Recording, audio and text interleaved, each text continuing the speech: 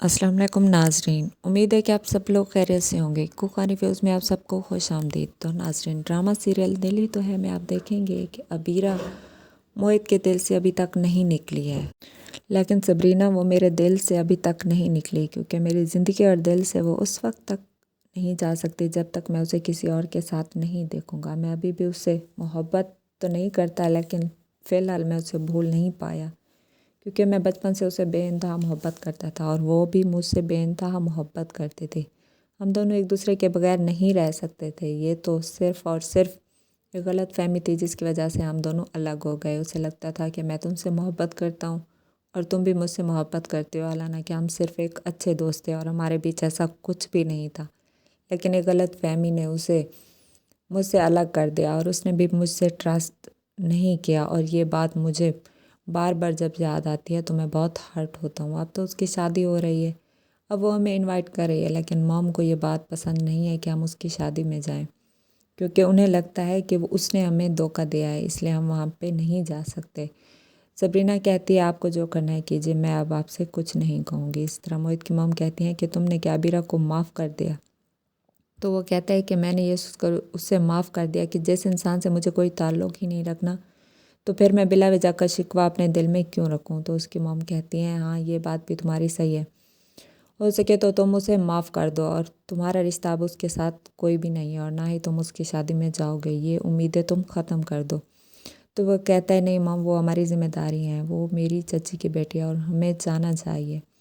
वो लोग हमें इनवाइट कर गए हैं, इसलिए हमें कोई भी दुश्मनी नहीं रखनी चाहिए। उसकी मॉम कहती हैं कि नहीं, हम अब उधर नहीं जाएंगे, लेकिन मोहित को अभी भी लगता है कि वहाँ पे जाना चाहिए।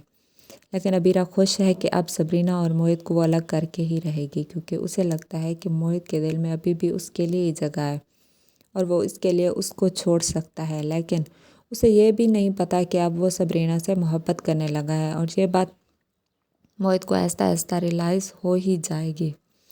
इस तरह उसकी मॉम कहती हैं कि बेटा तुम क्या अभी भी सब अबीरा से मोहब्बत करते हो? तो वो कहता है कि नहीं मॉम, ना ही मुझे अब उससे मोहब्बत है और ना ही नफ़रत, क्योंकि नफ़रत तो मैं उससे कर नहीं सकता और मोहब्बत में बुलाने की पूरी कोशिश कर रहा हूँ, क्योंकि मैं अब उसकी ज़िंदगी में दोबारा नहीं जाना चाहता।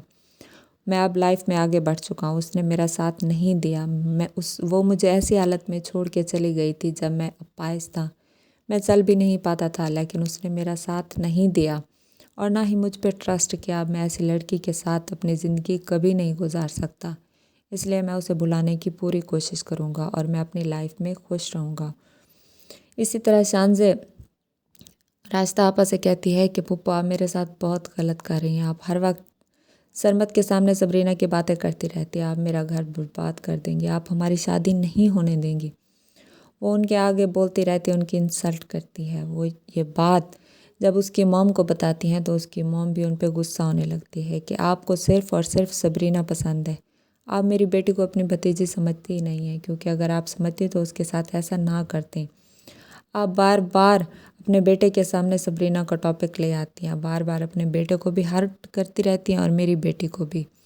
क्यों आप उसे सबरीना नहीं भूलने देती? क्यों आप उसे आगे नहीं बढ़ना देती? ये सब कुछ आपकी वजह से हुआ है। आपकी वजह से खावर भी उसे नहीं भुला पा रहा। वो अभी भी समझता है कि सबरीना उसे डिवोर्स लेके आ जाए और हमारे घर खुशी खुश रहे और वो खावर के साथ उसकी शादी कर दें।